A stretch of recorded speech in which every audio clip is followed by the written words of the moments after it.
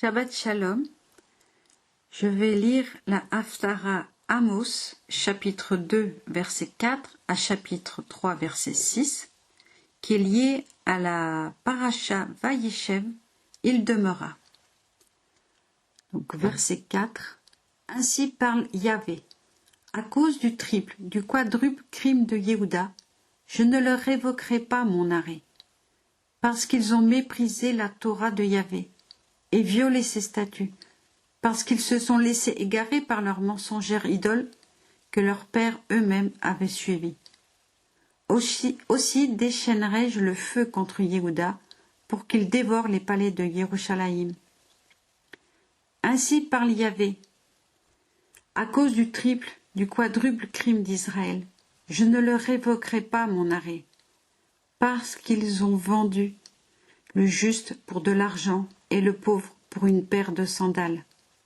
Ils convoitent jusqu'à la poussière du sol répandue sur la tête des malheureux. Ils font dévier la route des humbles. Le fils et le père fréquentent la prostituée, outragent ainsi mon nom sacré. Ils s'étendent près de chaque autel sur des vêtements pris en gage, et le vin provenant des amendes, ils le boivent dans le temple de leurs idoles. Et c'est moi pourtant qui ai détruit pour eux l'Amoréen, dont la stature égalait celle des cèdres et la vigueur celle des chênes. Et j'ai anéanti ses fruits dans les airs, ses racines dans le sol. Et c'est moi qui vous ai retiré du pays d'Égypte, qui vous ai dirigé dans le désert 40 années, pour vous mettre en possession du pays de l'Amoréen. Et c'est parmi vos fils que j'ai suscité des prophètes, parmi vos adolescents des Naziréens. N'en est-il pas ainsi, fils d'Israël, dit Yahvé? Mais vous avez forcé les Naziréens à boire du vin, et aux prophètes vous avez fait défense de prophétiser. Eh bien, je vais vous écraser sur place, comme un chariot chargé de gerbes écrase le sol. La fuite deviendra impossible au plus agile. Le plus fort ne pourra déployer sa force, ni le plus vaillant sauver sa vie. L'archer ne tiendra pas ferme.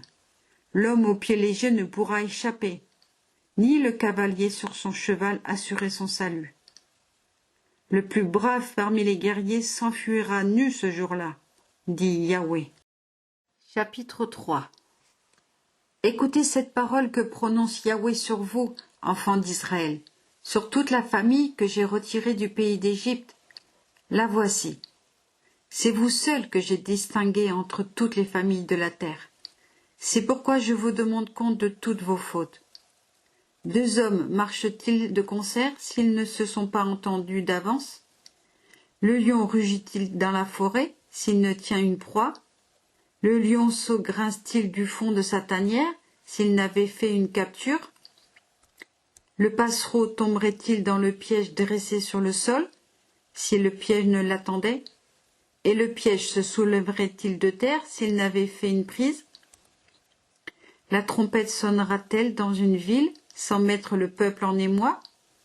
Un malheur atteindrait-il la cité si Yahvé n'en est l'auteur? Ainsi Adonai Yahvé n'accomplit rien qu'il n'ait révélé son dessein à ses serviteurs, les prophètes. Le lion a rugi, qui n'aurait peur? Adonai Yahvé a parlé, qui ne prophétiserait?